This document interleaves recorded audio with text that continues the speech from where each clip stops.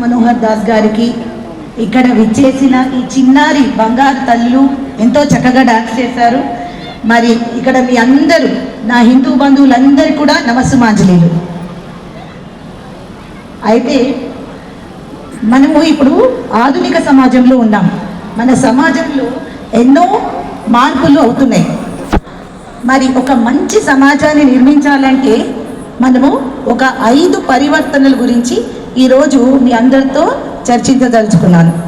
ముందుగా పర్యావరణం. మనకి ప్రకృతి తల్లిగా భావిస్తాం, అవునా? మనము ప్రకృతిని కొలుస్తాము, ఆరాధిస్తాము.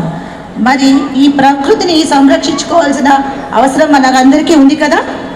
అయితే ఇక్కడ మీకు 3 P'ల గురించి వివరిస్తాను. పేడ్ బడావో, పానీ బచావో, ప్లాస్టిక్ హటావో. మొదటిగా పేడ్ బడావో. పేడ్ బడావో ఇప్పుడు మనం చూస్తున్నామండి, మన చుట్టుపక్కల అంతా కూడా పెద్ద పెద్ద బిల్డింగ్స్ ఉన్నాయి, అవునా? మనం ఒక కాంక్రీట్ జంగుల్లో ఉంటున్నాం. మరి మనకి చెట్లు ఎందుకు కావాలి చెప్పండి? పిల్లలు ఎవరైనా చెప్తారా? చెట్లు ఏమి ఇస్తాయి మనకి? ఆక్సిజన్, వెరీ గుడ్, ప్రాణవాయువు. ఇంకా మెడిసిన్స్, ఓకే. ఇంకా పెద్దగా ఎవడైనా మరి పెద్దవాళ్ళు కూడా చెప్పచ్చండి.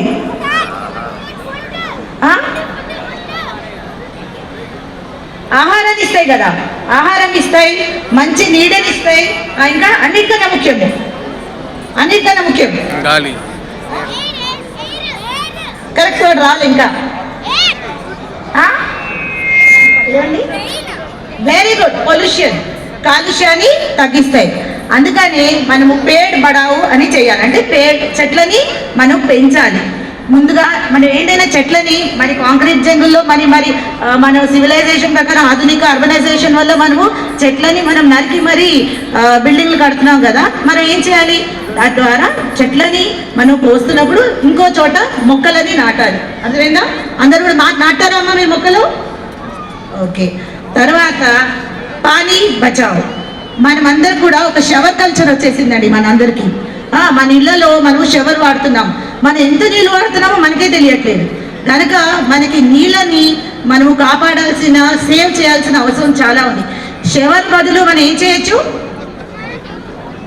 బకెట్ వాడచ్చు. కరెక్ట్. బకెట్ వాడితే మనకి నీళ్లు తక్కువగా వాడతాము, తద్వారా మనము నీళ్ళని పొదుపు చేయొచ్చు కదా. మరి మన ఇళ్లలో ఆరోస్ వాడుతున్నాం కదా అందరము. మరి ఆరోలో ఎంత నీళ్ళు వేస్ట్ అవుతుందో మీ అందరికీ తెలుసు కదా. మరి ఆరో నీళ్ళు ఏం చేయాలండి? ఆరో నీళ్ళు మనకి ఆరో నీళ్ళని మన ఇంట్లో చెట్లు ఉంటాయి కదా, మొక్కలు, వాటికి మనము తరలించవచ్చు.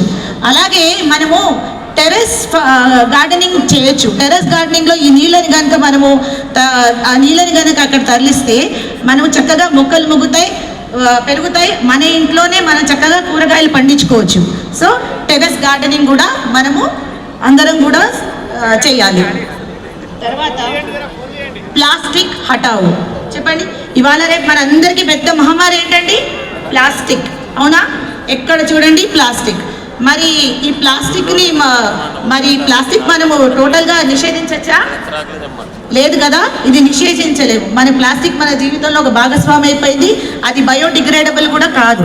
అయితే మనం ప్లాస్టిక్ని నివారించలేము కానీ నిషేధించవచ్చు. ఎలా?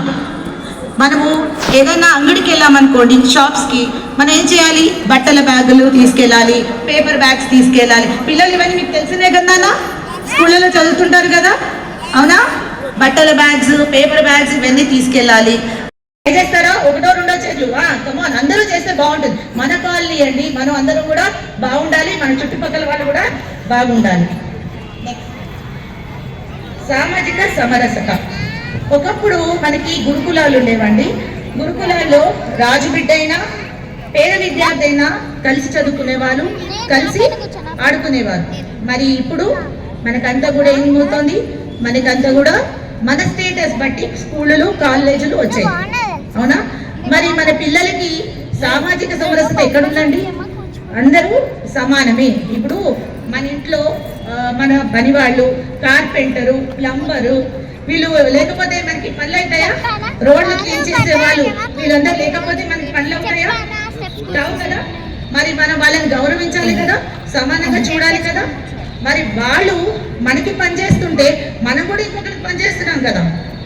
అందుకని మనము సామాజిక సమరసత అనేది అందరం కూడా చేయాలి. అయితే మన సమాజము మనం నిర్మిస్తున్నప్పుడు మనము ఆ సమాజం తగ్గట్టు మనము మనము ఆ వృత్తులు చేపట్టాం. ప్రతి వృత్తి సమాజం తగ్గట్టు చేపట్టాం. ఇప్పుడేమైతుంది, కాల మార్పుల వల్ల ఆ వృత్తి కులాలుగా మారింది. అయితే మనందరం గుర్తుపెట్టుకోవాల్సింది ఏంటంటే, గడప లోపలే మనం కులం, గడప దాటితే మనము హిందువులము, భారతీయులము. జై శ్రీరామ్. తర్వాత స్వదేశీ శైలి. ఇప్పుడు మన పిల్లలు, మీ అందరికీ పిజ్జాలు బర్గర్లు ఇష్టం కదా. ఇక్కడ పిల్లలు మళ్ళీ పిజ్జాలు బర్గర్ నూడిల్స్ ఇష్టం కదా. నాకు కూడా ఇష్టమే, మనందరికి చాలా మందికి ఇష్టం. అది మన మన మన ప్రాంతం బా, మన దేశం బా, మన ఎక్కడివి, విదేశాలవి. మన విదేశాలు ఏం చేస్తున్నాము, స్వదేశాలకి తెచ్చుకొని అది రోజు మన ఇళ్లలో భాగస్వామిలాగా మనం వండుకుంటున్నాం. కానీ దానివల్ల మనకి ఎంతమందికి ఆరోగ్యంగా ఉన్నాం చెప్పండి పిల్లలు. ఇప్పుడు మీకు అరుగుతున్నాయా పిజ్జాలు బర్గర్? పోనీ ఇప్పటి నుంచి అరగట్లేదు, నా వయసు వచ్చి అరగవమ్మా.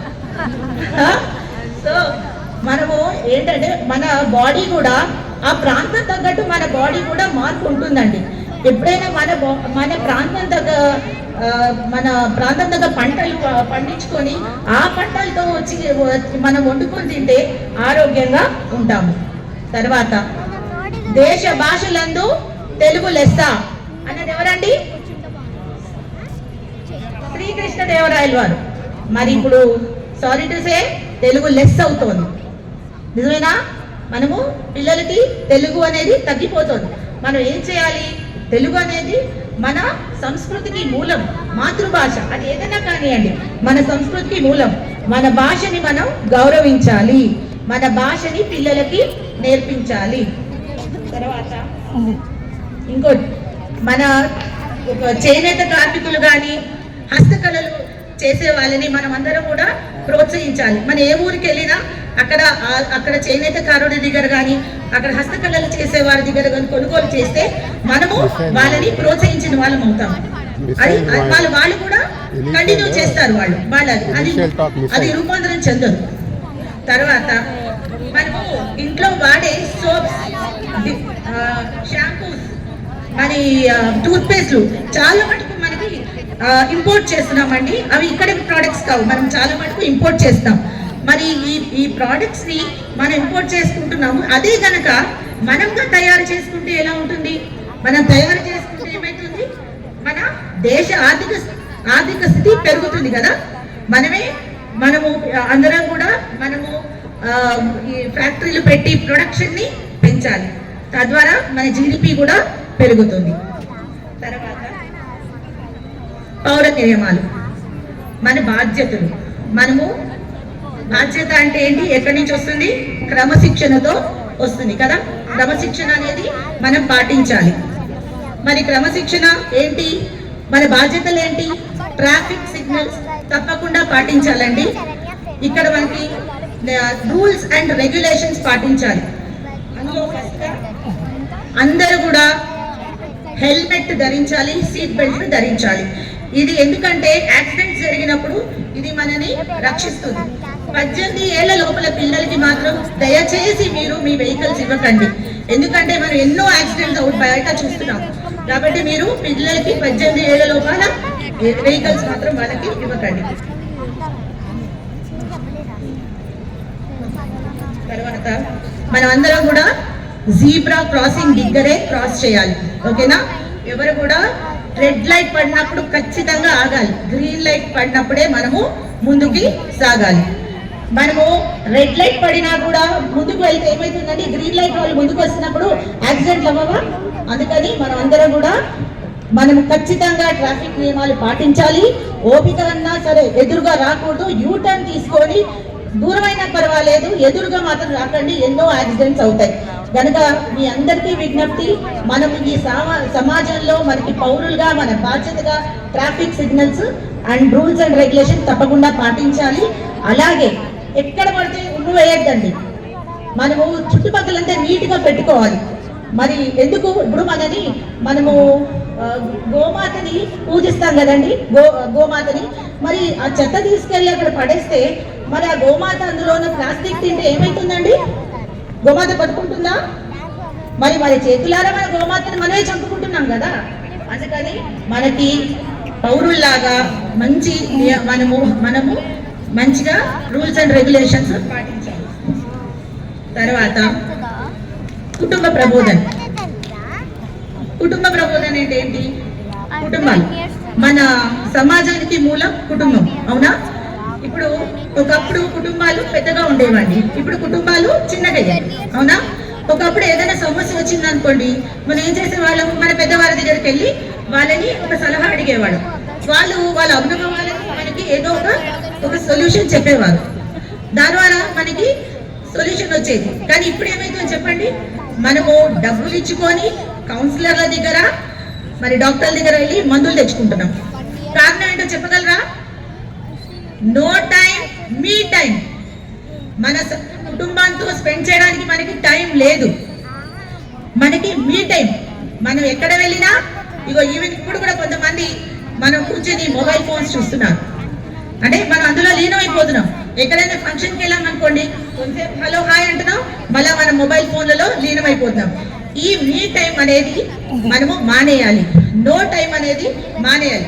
మనకు కావాల్సింది ఏంటండి? ఫ్యామిలీ టైం, అవునా? ఫ్యామిలీ టైం కావాలా? రోజుకి మనము వారానికి ఒక్కసారైనా మనము ఫ్యామిలీ టైం తీసుకుందాం. ఎలా? ఒక రోజు అంతా కూడా మనము సెల్ ఫోన్స్ ని పక్కన పెట్టేద్దాం.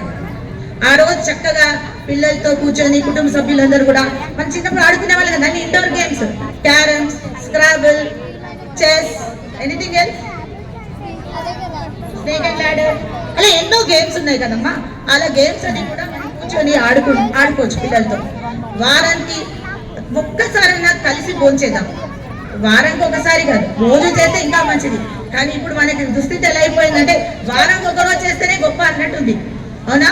సో ఆ వారానికి చేసినప్పుడు చక్కగా పిల్లలకి మన కట్టుబొట్టు, మన సంస్కృతి, మన ఇతిహాసాలు, మన పురాణాలు ఇవన్నీ కూడా నేర్పండి. ఇంకోటండి, మనము మన పిల్లలు కష్టపడకూడదని మనం పెంచుతున్నామండి. వాళ్ళకి ఇవాళ రేపు పిల్లలకి డబ్బు విలువ తెలియట్లేదు. మనం ఏం చేయాలి? వాళ్ళతో కూర్చొని, ఇక్కడ మనం చాలా తప్పు చేస్తామండి. మనం కష్టపడ్డాము, మన పిల్లలు కష్టపడకూడదని మీరు ఆలోచించకూడదు. మన జీతం ఎంత, మనకున్న ఖర్చులు ఏంటి అని కనుక మీరు పిల్లలకి తెలియజేస్తే వాళ్ళు చిన్నప్పటి నుంచి వాళ్ళు అనవసరమైన ఖర్చులు పెట్టరు. చిన్న వయసులోనే వాళ్ళు ఫైనాన్షియల్ మేనేజ్మెంట్ నేర్చుకుంటారు. తర్వాత మన వారానికి ఒక్కసారైనా గుడికి వెళ్ళాలండి.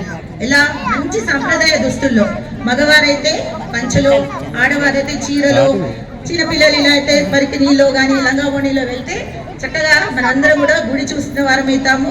ఇంకోటి ఏంటంటే గుడికి వెళ్ళినప్పుడు ఆ గుడి యొక్క మహత్యం ఏంటి, ఆ విశిష్టత ఏంటి అనేది తల్లిదండ్రులుగా మన పిల్లలకి నేర్పాలి.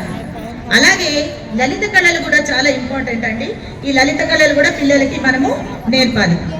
దీనివల్ల ఏమైతుందండి? లలిత కళలు ఇవన్నీ నేర్పడం వల్ల వాళ్ళలో మనోవికాసం చెందుతారు. ఆధ్యాత్మిక జీవితం పైన ఒక బాటు వేస్తారు. సో మీరందరూ కూడా ఇవన్నీ తప్పకుండా పాటిస్తూ మన పిల్లల్ని, మన కుటుంబాల్ని, మన సనాతన ధర్మాన్ని రక్షిస్తుంటారని ఆశిస్తున్నాను. మరి మనందరం ఒక్కట్టుగా చెప్పండి, మనందరం మేము పాటిద్దామా? పంచపరివర్తన పాటిద్దామా? మరి పరివారము సంరక్షించుకుందామా? ఆన్సర్ లేదు. జై శ్రీరామ్ కదండి, సంరక్షించుకుందాం. ఓకే. తర్వాత సామాజిక సమరసత పాటిద్దామా? ఎస్. తర్వాత స్వదేశీ శైలి పాటిద్దామా? ఎస్. తర్వాత బాధ్యతలు గల పౌరుల్లాగా ఉందామా?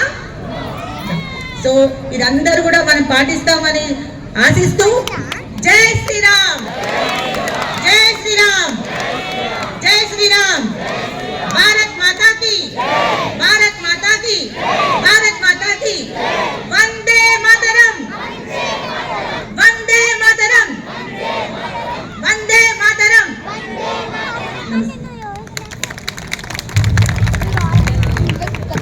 తప్పకుండా మీరు చెప్పినటువంటి విషయాలన్నీ కూడా పాటిస్తామని చెప్పి చెప్తున్నాం అక్క. ధన్యవాదాలు.